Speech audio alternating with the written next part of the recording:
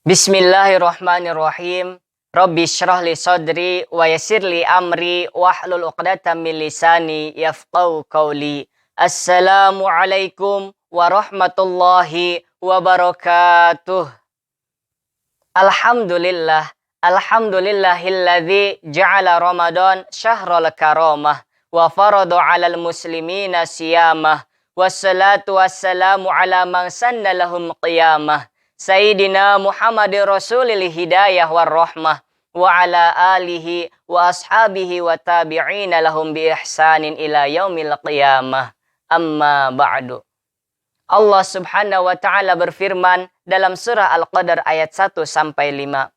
A'udzu billahi minasyaitonir rajim. Bismillahirrahmanirrahim. Inna anzalnahu fi lailatul qadar wa ma adraka ma lailatul qadar. Lailatul qadri khairum min alfi syahr. Tanazzalul malaikatu warruhu fiha biidzni rabbihim min kulli amr. Salamun hiya hatta matla'il fajar. Shadaqallahul azim. Surah Al-Qadar ayat 1 sampai 5. Sesungguhnya kami telah menurunkannya Al-Quran pada malam kemuliaan. Dan tahukah kamu apakah malam kemuliaan itu? Malam kemuliaan itu lebih baik daripada 1000 bulan. Pada malam itu turun para malaikat dan roh malaikat Jibril dengan izin Rabb-Nya untuk mengatur segala urusan. Sejahteralah malam itu sampai terbit fajar. Surah Al-Qadar ayat 1 sampai 5. Teman-teman, Lailatul Qadar adalah malam kemuliaan. Lailatul Qadar menjadi malam yang paling istimewa dibandingkan dengan malam-malam lainnya di bulan Ramadan. Bahkan tersebutkan bahwa Lailatul Qadar adalah malam yang paling mulianya lebih baik daripada 1000 bulan.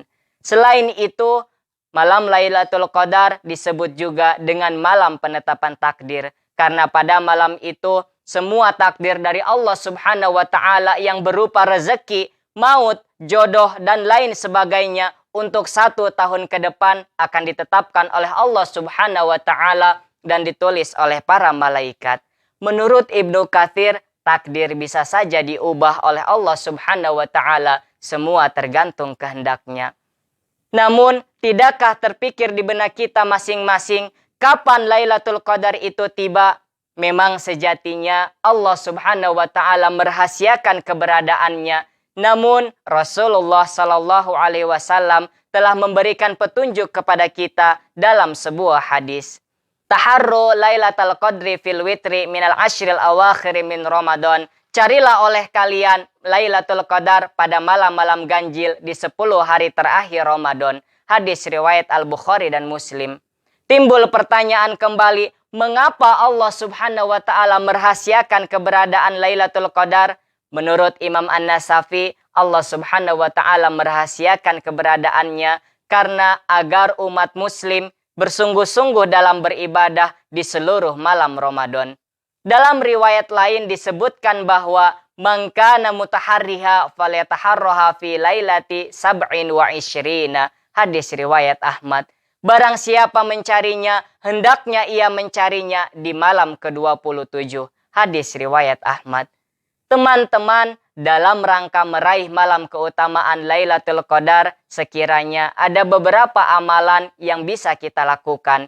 Di antaranya beritikaf di masjid, menegakkan salat wajib dan sunnah, memperbanyak membaca Al-Quran, berzikir, bersedekah, serta tak lupa memohon ampun kepada Allah Subhanahu wa ta'ala ataupun berdoa. Teman-teman, untuk mempermudah mengenali malam Lailatul Qadar, maka Allah Subhanahu wa ta'ala telah memberikan tanda-tandanya kepada kita selaku hambanya. Dikutip dalam berbagai macam hadis, dapat disimpulkan bahwa tanda-tanda terjadinya malam Lailatul Qadar diantaranya. Yang pertama, malam harinya terasa tentram dan tenang, tidak terlalu panas dan tidak juga terlalu dingin. Yang kedua, bulannya tampak terlihat separuh bulatan. Yang ketiga, udara dan anginnya terasa sejuk. Yang keempat, merasakan kenikmatan selama beribadah. Yang kelima, keesokan paginya matahari terbit tanpa cerah namun teduh, tidak memancarkan cahaya yang menyengat. Teman-teman, itulah beberapa hal mengenai Lailatul Qadar. Mari bersama kita ingat selalu tentang tanda-tanda dan amalan tersebut agar kita dapat meraih keutamaannya. Dan pada akhirnya, semoga kita semakin bersemangat dalam meraih pahala-pahala di bulan Ramadan, sehingga Allah Subhanahu wa Ta'ala meridhoi kita dan memasukkan kita ke dalam surga Firdausnya yang penuh kenikmatan. Mungkin inilah yang dapat kita bahas pada kesempatan kali ini. Kurang lebihnya mohon maaf. Billahi taufiq wal hidayah, wa ridha wal inayah. Wallahu muwafiq ila aqwamit thoriq. Assalamualaikum warahmatullahi wabarakatuh.